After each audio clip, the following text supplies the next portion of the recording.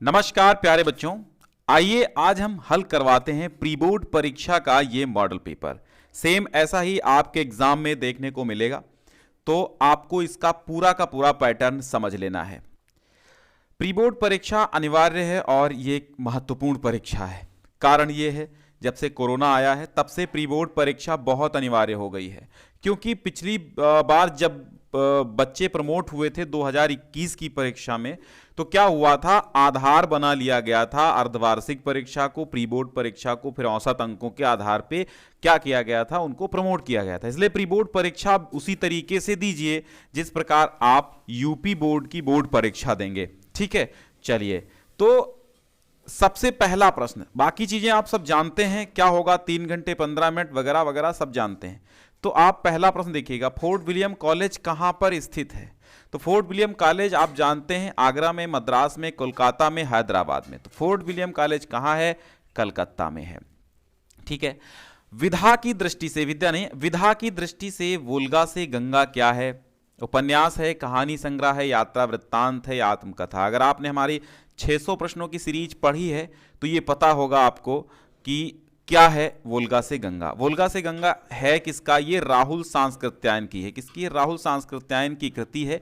और राहुल सांस्कृत्यायन की कृति है, लेकिन राहुल सांस्कृत्यायन एक यात्रा वृत्तांतकार थे, लेकिन उन्होंने जो वोल्गा से गंगा लिखा है ये यात्रा वृत्त नहीं है, ये एक कहानी संग्रह है। तो इसका सही जवाब हो जाएगा कहानी संग्रह। सबरंग और कुछ राग, कुट्टी चातन नाम से ये जो निबंध संकलन है ये किसका है, अज्ञे का है, जैनेन्द्र का है, प्रोफेसर जी सुंदर रेड्डी का है, या फिर मोहन राकेश का है। तो सबरंग और कुछ राग कुट्टी चातन नाम से जो निबंध संग्रह प्रकाशित हुआ था वो सच्चिदानंद हीरानंद वात्स्यायन अज्ञे जी का था। तो इसका सही जवाब हो जाएगा अज्ञे जी। दक्षिण की भाषाएं और उनका साहित्य निबंध के लेखक कौन हैं, सरदार पूर्ण सिंह, राय कृष्णदास, नंदुलाल वाजपेयी, या फिर प्रोफेसर जी सुंदर रेड्डी। तो दक्षिण की बात हो रही है, साउथ इंडिया की बात हो रही है, तो यहां पर प्रोफेसर जी सुंदर रेड्डी सही जवाब होगा। तो घा का प्रोफेसर जी सुंदर रेड्डी। परिवेश निबंध संग्रह के लेखक कौन हैं, हरिशंकर परसाई, जैनेन्द्र कुमार, मोहन राकेश, वासुदेव शरण अग्रवाल, या फिर कोई नहीं। तो परिवेश एक निबंध संग्रह है किसका है, ये मोहन राकेश का है। क्वार्टर, पहचान, वारिस आदि कहानी संग्रहों के लेखक भी मोहन राकेश हैं। आधे अधूरे, आषाढ़ का एक दिन नाटक के लेखक मोहन राकेश हैं। तो परिवेश निबंध संग्रह मोहन राकेश का है। महादेवी वर्मा किस काव्यधारा की कवित्री हैं। तो महादेवी वर्मा जो है वो सगुण भक्ति धारा की नहीं है, प्रगतिवाद की नहीं है, रीतिबद्ध की नहीं है, छायावादी काव्यधारा सही जवाब आपका हो जाएगा। महादेवी वर्मा जो है छायावादी काव्यधारा की क्या है, कवित्री हैं। चांद का मुंह टेढ़ा ये रचना किसकी है, चांद का मुंह टेढ़ा मुक्तिबोध, अज्ञे, भवानी प्रसाद मिश्र, या फिर गिरिजा कुमार माथुर।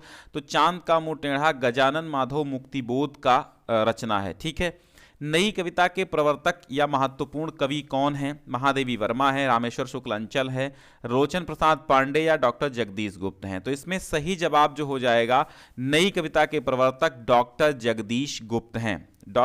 आप इस मॉडल पेपर को डाउनलोड करने के लिए मॉडल पेपर, ठीक है, मॉडल पेपर .info नाम की वेबसाइट पे आप जाएंगे, वहां पर आपको प्री बोर्ड के, अर्धवार्षिक के, वार्षिक के तमाम पेपर आपको फ्रंट पेज पे ही मॉडल पेपर .info पर ही मिल जाएंगे। ठीक है, तो अपने इच्छानुसार जो भी पेपर डाउनलोड करना PDF रूप में आपको मिल जाएगा। तो ये भी आपको मिल जाएगा, डिस्क्रिप्शन में पहली लिंक हमने दी है जहां से इसको डाउनलोड कर सकते हैं, ज्ञानसिंधुक्लासेस.com पर भी। नई कविता के प्रवर्तक कौन हैं, नई कविता के प्रवर्तक की बात डॉक्टर जगदीश गुप्त के साथ जाइएगा। और हिंदी साहित्य के इतिहास में किस काल को स्वर्णयुग कहा गया था, गोल्डन टाइम किसको कहा गया था, Hindi golden time of Hindi literature, Hindi साहित्य का गोल्डन टाइम क्या था, स्वर्णयुग किसे कहा गया, आदिकाल को नहीं, भक्ति काल को, रीति काल को, या गुप्त काल को नहीं, किसको, ये भक्ति काल को क्या कहा गया, हिंदी साहित्य का स्वर्णयुग कहा गया। पल्लव में किसका चित्रण है, आत्मा परमात्मा का, प्रेम प्रकृति एवं सौंदर्य का, भक्ति एवं रहस्यवाद का, या फिर वात्सल्य का। तो प्रेम प्रकृति और सौंदर्य सही जवाब हो जाएगा पल्लव। पल्लव में आपका प्रेम प्रकृति और सौंदर्य का चित्रण देखने को मिलता है। ठीक है, तो ये आपके 10 हिंदी गद्य साहित्य के इतिहास, पद्य साहित्य के इतिहास से 5-5 प्रश्न आएंगे। तो ये आपको ध्यान रखना है, और जो भी लेखक आपके पुस्तक में संकलित हैं उनको आपको जरूर पढ़ना है। अब आएगा आगे गद्यांश आएंगे। गद्यांश में आपको देखने को मिलेगा कि उसके नीचे 5 प्रश्न होंगे। 5 प्रश्न 2-2 अंक के होंगे, यानी 10 अंक का गद्यांश एक करने को आएगा। 2 आएंगे जिनमें से एक करना होगा।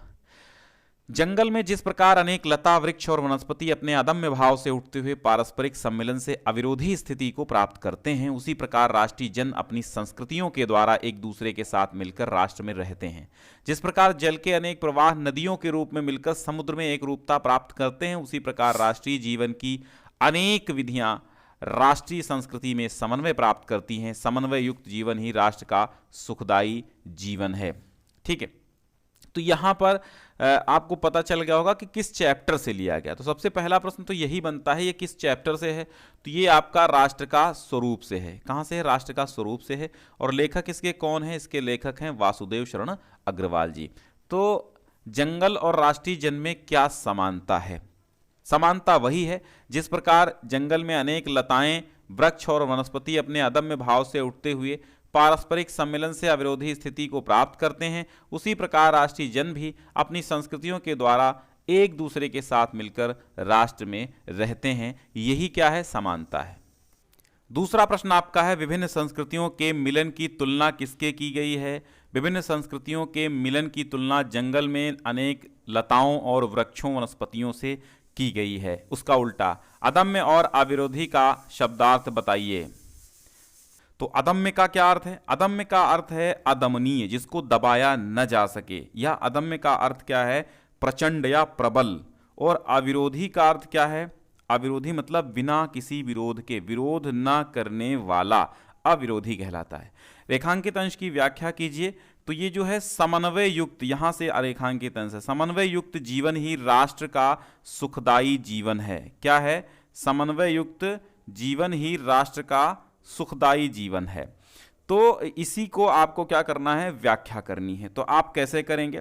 समन्वय युक्त जीवन को हम राष्ट्र का सुखदायी स्वरूप कह सकते हैं। जहां लोग समन्वय पूर्वक सहनशीलता से रहते हैं, यह वो राष्ट्र ही आदर्श और सुखदायी राष्ट्र है जिसमें समन्वय की भावना हो। समन्वय मतलब आपस में मिलजुल कर रहने की भावना, समान अनुभव की भावना। ठीक है, और उपयुक्त पाठ का नाम, शीर्षक का नाम तो आप देख ही चुके हैं। तो ये हो गया आपका। दूसरा गद्यांश आएगा। अगर आपको पहला कठिन लग रहा है तो दूसरा कर लीजिए। ये अनुभव कितना चमत्कारी है कि यहाँ जो जितनी अधिक बूढ़ी है वो उतनी ही अधिक उत्फुल्ल और मुस्कानमयी है। अब आप समझ गए होंगे कि ये कहाँ से लिया गया है। ये सीधी सी बात है, कहाँ से लिया गया है? ये आपका रॉबर्ट नर्सिंग होम से लिया गया है, जिसमें मदर टेरेसा की बात की जा रही है। तो रॉबर्ट नर्सिंग होम से कन्हैयालाल मिश्र प्रभाकर इसके क्या हैं? लेखक हैं। ठीक है, तो रॉबर्ट नर्सिंग होम से ये लिया गया है। अब पाठ का नाम, शीर्षक का नाम हो गया ना, लेखक का नाम। अब रेखांकित अंश की व्याख्या। रेखांकित क्या है? भाषा के भेद रहे हैं, रहेंगे भी, और पर ये ज्योत विश्व की सर्वोत्तम ज्योत है। इसका क्या तात्पर्य है? तो आप लिखेंगे कि भाषा के अनेक भेद हैं तथा रहेंगे भी। भाषा के भेदों को मिटाना असंभव है, उसमें वर्णन अवर्णनीय है, उनका वर्णन नहीं किया जा सकता। मदर टेरेसा की जो ज्योति है वो भी अवर्णनीय है, वो संसार की अवर्णनीय और सर्वोत्तम ज्योति है। उस प्रकाश के तले सब, उस प्रकाश के आगे सारी ज्योति धुंधली है, क्योंकि वो त्याग, सेवा और समर्पण की ज्योति है, वे मुस्कान की ज्योति है, वे प्रफुल्लता की ज्योति है। तो लेखक का मदर से मिलने का अनुभव कैसा था? लेखक का मदर के साथ मिलने का अनुभव बड़ा ही चमत्कारी था। वो मदर जितनी बूढ़ी थी, साथ ही उतनी ही अधिक वो खिली हुई और मुस्कान वाली और सक्रिय थी। ठीक है, तो ये चमत्कारी अनुभव था। बूढ़ी मदर कैसी थी, उसका चेहरा कैसा था, लेखक ने उससे क्या कहा? तो जो बूढ़ी मदर थी वो जागरूक थीं, जीवन की ज्योति थीं, लक्ष्यदर्शी जीवन की ज्योति थीं, और उनका जीवन सेवा में संलग्न था। लेखक ने उनको कहा, क्या कहा? सर्वोत्तम ज्योति कहा। विश्वासों के साथ एकाग्र जीवन का अर्थ स्पष्ट कीजिए। अब वह अपने विश्वासों के साथ एक जगह स्थिर जीवन की लौ थी। ठीक है, तो एकाग्र जीवन की लौ माने स्थिर जीवन की लौ, एक जगह पर स्थित। ठीक।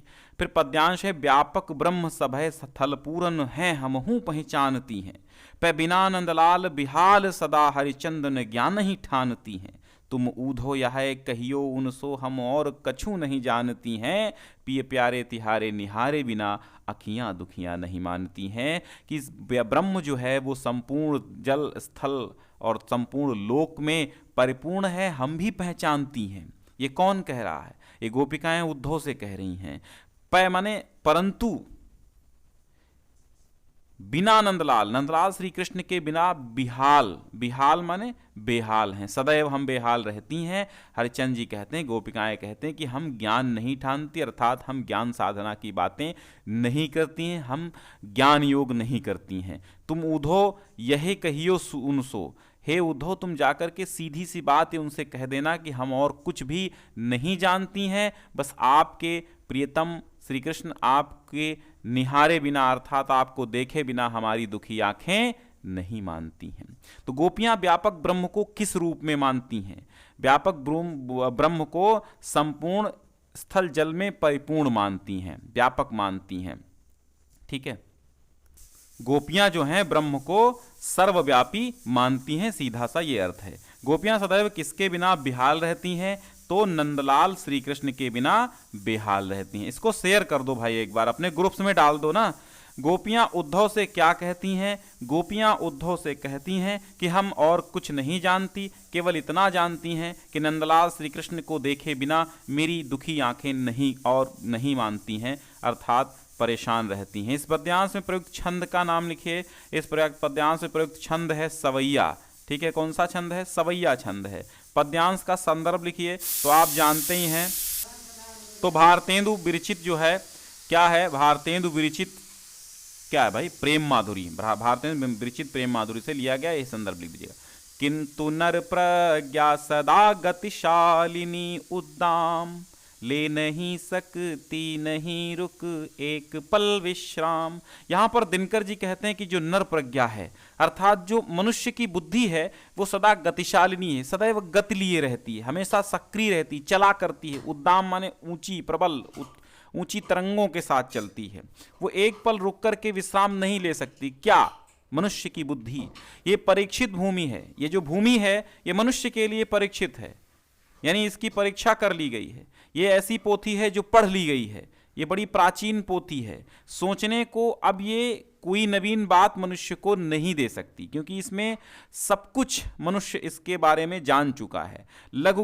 यह लघु ग्रह भूमिमंडल व्योम यह संकीर्ण, उसके लिए भूमि का मंडल जो है, अर्थात ये जो भूमंडल है, ये मनुष्य के लिए एक लघु ग्रह है, एक छोटा सा ग्रह हो गया है। और ये संपूर्ण जो व्योम आकाश, जो विस्तीर्ण आकाश है, ये भी इसके लिए संकीर्ण हो गया है, सक्रिय हो, संकीर्ण मतलब संकुचित हो गया है। चाहिए नर को नया कुछ और जग विस्तीर्ण। अब मनुष्य को नया और कुछ विस्तृत जग चाहिए सोचने के लिए। तो प्रस्तुत पद्यांश के पाठ का नाम क्या है? अभिनव मनुष्य। कवि का नाम रामधारी सिंह दिनकर है। रेखांकित अंश की व्याख्या मैंने पूरी ही कर दी। लेकिन नर प्रज्ञा कैसी है? नर प्रज्ञा जो है वो सदैव गतिशालिनी है। कैसी है? किंतु नर प्रज्ञा सदा गतिशालिनी उद्दाम। तो नर प्रज्ञा कैसी है? गतिशील है, कभी न रुकने वाली, उद्दाम है, वो रुक रुक कर एक क्षण भी विश्राम नहीं ले सकती। और पृथ्वी मनुमानों के लिए किस प्रकार की पोथी है? पठित पोथी है, अर्थात पढ़ ली गई पोथी है। अब पृथ्वी किसके लिए क्या दे? अब मनुष्य के लिए, अब पृथ्वी जो है मनुष्य के लिए सोचने के लिए कोई नई बातें, नए विचार दें। ठीक है, तो ये पद्यांश आपके हो गए। फिर आपका साहित्यिक परिचय मैंने करा दिया है, 80 शब्दों में करना होगा, आराम से कर लीजिएगा। सारे साहित्यिक परिचय करा चुके हैं। कहानी कला के तत्वों के आधार पे पंचलाइट, बहादुर, कर्मनाशा की हार वगैरह, ध्रुव यात्रा, तमाम कहानियां हम करा चुके हैं। और खंडकाव्य भी एक प्लेलिस्ट बनी हुई है, और क्रैश कोर्स में भी खंडकाव्य सम्मिलित कर दिया हमने। तो क्रैश कोर्स के लिए आप अबाउट सेक्शन में व्हाट्सएप नंबर है, केवल व्हाट्सएप करनी है, कॉल नहीं। वहां जाकर के व्हाट्सएप करिए, हम क्रैश कोर्स आपको प्रोवाइड कर देंगे, जिसमें सब कुछ आपको मिल जाएगा, कुछ भी बचेगा नहीं। अब खंड खा आता है, और खंड खा में आप सभी लोग समझते हैं कि खंड खा में आपको 2 गद्यांश संस्कृत के देखने को मिलते हैं, और जिनमें से दोनों में से एक का आपको हिंदी अनुवाद करना होता है, और 2 पद्यांश मिलते हैं जिसमें से एक का हिंदी अनुवाद करना होता है। तो हमने कई बार आपको पढ़ाया है, अतीते प्रथम कल्पे जना एकम अभिरूपम ये जातक कथा से है और दूसरा महामना मालवीय से है। ये सब पढ़ा चुके हैं, बार बार पढ़ा चुके हैं। और ये श्लोक हैं, इनका थोड़ा सा हम वर्णन कर देते हैं, थोड़ा अनुवाद कर देते हैं। वो बहुत सारे मॉडल पेपर में करा चुके हैं। प्रीणात यह सुचरितई ही सपुत्रम सपुत्रो, जो अपने सुंदर चरित्र से पिता को प्रसन्न करता है वही सच्चा पुत्र है। यद भर्तुरेव हितमिच्छत तत्कलत्रम, कलत्रम मतलब होता है स्त्री, जो अपने प्रियतम अर्थात अपने पति का ही हित चाहती है वही सच्ची पत्नी है। तत्मित्रम आपद सुखे च समक्रियम, और वही सच्चा मित्र है जो विपत्ति और सुख दोनों में समान रूप से सक्रिय भागीदार रहे। और एतत्त्रयम जगति पुण्यकृतो लिभन्ते, यानी सच्चा पुत्र, सच्ची पत्नी और सच्चा मित्र, ये तीन संसार में कोई पुण्यवान व्यक्ति ही प्राप्त कर पाता है। तो ये कहाँ से लिया गया? सुभाषित रत्नानी से लिया गया है। फिर आपका दूसरा श्लोक आया है, ये कहाँ से आया है? दूसरा श्लोक जो है ये आपका आ गया है कहाँ से? जो संस्कृत का अंतिम चैप्टर है। अंतिम चैप्टर कौन सा है? अंतिम चैप्टर आपका है दूत वाक्यम। तो ये दूत वाक्यम से है, ठीक है। कहते हैं प्रहरत यदि युद्धे मारुतो भीम रूपी, अगर युद्ध में दुर्योधन कहता है श्री कृष्ण से, क्या कहता है कि अगर युद्ध में साक्षात वायु के रूप में, भीम के रूप में साक्षात वायु प्रहार करे, अथवा साक्षात पार्थ रूपेण शक्रः, शक्रः मीन्स होता इंद्र, और साक्षात अर्जुन के रूप में इंद्र प्रहार करे, तो परुष वचन दक्षः, कठोर वचन बोलने में चतुर श्री कृष्ण, त्वत्वचो भी, तुम्हारे वचनों से दास से नहीं दूंगा क्या? तृणमा तिनके भर भी पितृभुक्ते वीर्यगुप्ते स्वराज्य, अपने राज्य जो पिता के द्वारा भोगी गई और पराक्रम से जो रक्षा की गई है, उस राज्य का तिनका मात्र भी मैं तुझे नहीं दूंगा। हे श्री कृष्ण, जो कठोर वचन बोलने में तुम दक्ष हो, चाहे भीम के रूप में स्वयं वायु युद्ध करे, चाहे अर्जुन के रूप में स्वयं अर्जुन के रूप में स्वयं इंद्र युद्ध करे, फिर भी मैं तिनके भर भी नहीं दूंगा अपने राज्य का हिस्सा। चतुष्पदा कम राजानम अकुर्वन, चतुष्पदा एकम सिंहम राजानम अकुर्वन, हंस राजा परिषद मध्ये कस्मै स्वदुहितरम अददात, तो स्वभागिने हंस स्वभागिनेय, यानी अपने किसके? स्वभागिनेयाय, परिषद मध्ये स्वभागिनेयाय स्वदुहितरम अददात, यानी परिषद के सभा के मध्य में अपने भांजे को, अपनी पुत्री को दे दिया। महर्षि दयानंद से पितुः किम नाम? तो महर्षि दयानंदे पितुः श्री कर्षण तिवारी आसीत, कीदृशम मित्रम वर्जयेत, विष्कुंभम पयोमुखम मित्रम हाँ तो ही है, परोक्षे कार्य हंतारम प्रत्यक्षे प्रियवादिनम मित्रम वर्जयेत, ठीक है। तो करुण अथवा शांत रस, ये रस छंद अलंकार मैं बहुत बार करा चुका हूं, तो आप देख लीजिए, उसमें होगा क्रैश कोर्स में। शायकः का संधि विच्छेद क्या होगा?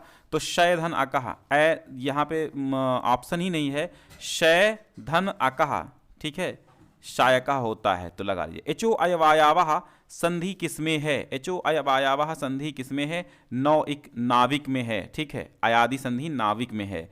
रामावत का संधि विच्छेद रामाग्रतः है, ठीक है, रामौ अग्रतः, रामावग्रतः यहाँ पे होगा, तो रामौ अग्रतः यहाँ पे सेकंड सही होगा, यहाँ पे होगा रामावग्रतः ऐसे, ठीक है।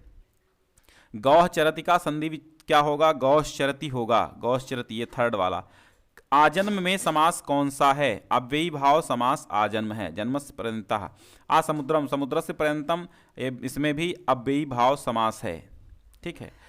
और फिर देखिएगा सरिता पठेयुः नयेयुः, ठीक है, तो पठेत पठेताम पठेयुः, नयत नयताम नयेयुः, ठीक है। तो ये कहाँ से लिया गया?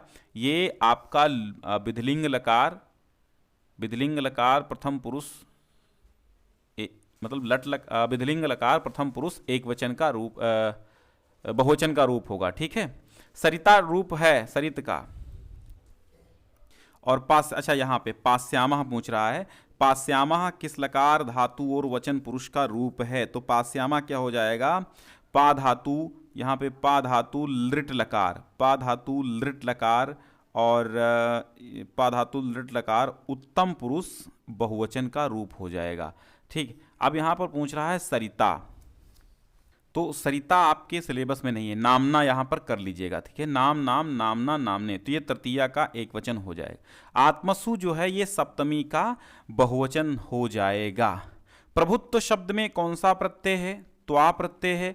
पठित्वा शब्द में कौन सा प्रत्यय है?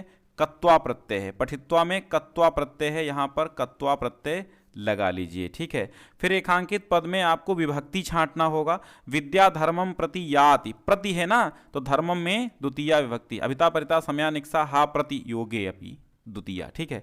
तो धर्मम में द्वितीया विभक्ति है। नेत्रेण काणः में येनांग विकारः सूत्र से नेत्रेण में तृतीया विभक्ति है। गुणा सह में गुणा में तृतीया विभक्ति है, सह युक्त अप्रधाने सूत्र से, ठीक है।